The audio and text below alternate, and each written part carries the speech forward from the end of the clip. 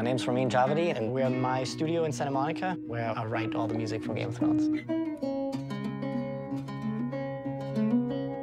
I started out on the organ when I was 4 years old, and then when I was 13, I picked up the guitar, and that's when I really got serious about music and started practicing a lot.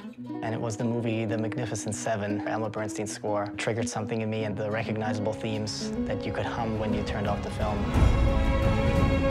I knew that that's what I wanted to be, a film composer. The beauty about music in film is that without any dialogue on the screen, you are able to guide the audience. And with Game of Thrones, we're able to guide the audience either in the right direction or the wrong direction, and that's something that's been fun. By moods or by playing a certain theme, you're able to tell a story.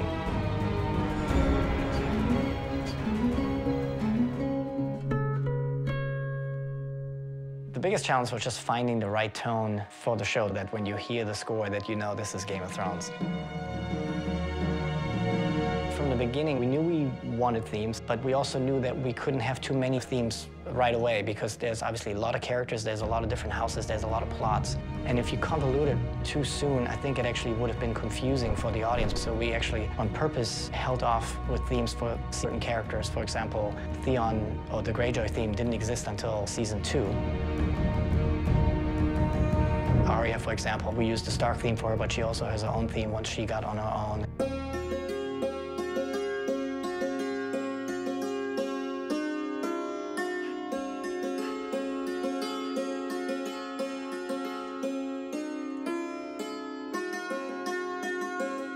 In Game of Thrones, we always laugh because every season we sit down and we say, okay, which instrument haven't we used yet?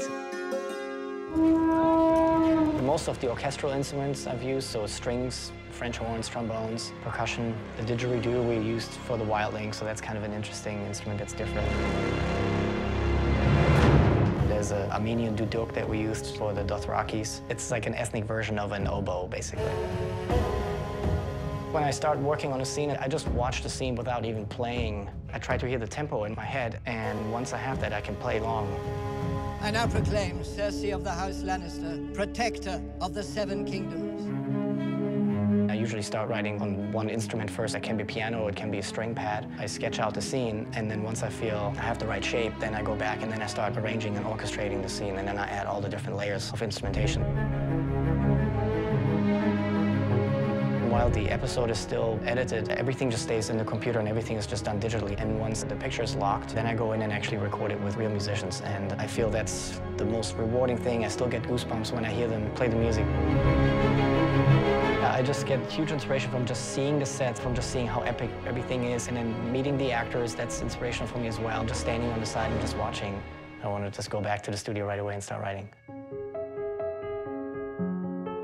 This is the piece from episode 610, this long build-up of Cersei's trial. The interesting thing about this piece is that this is actually the first time in Game of Thrones history that we use the piano. So the minute that plays,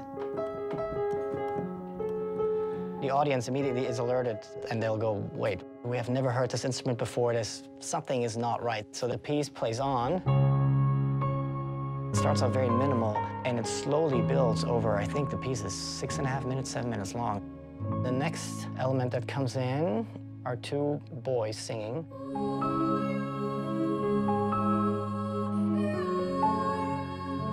When you see the kids with the knife in the hand and then Pycelle gets stabbed, that's when it switches to the organ and that's when the choir comes in. That's really the next step up of when you realize, wow, this is all going wrong right now. And now the piece is really starting to build, and more instruments come in, and the organ gets busier, and then the orchestra actually doesn't come in until the very end.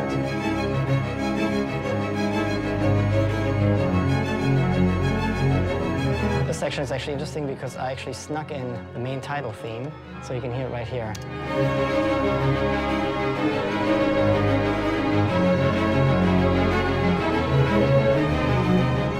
I go, okay, now I really have to do something that I haven't done before. The show definitely takes it up another notch every season.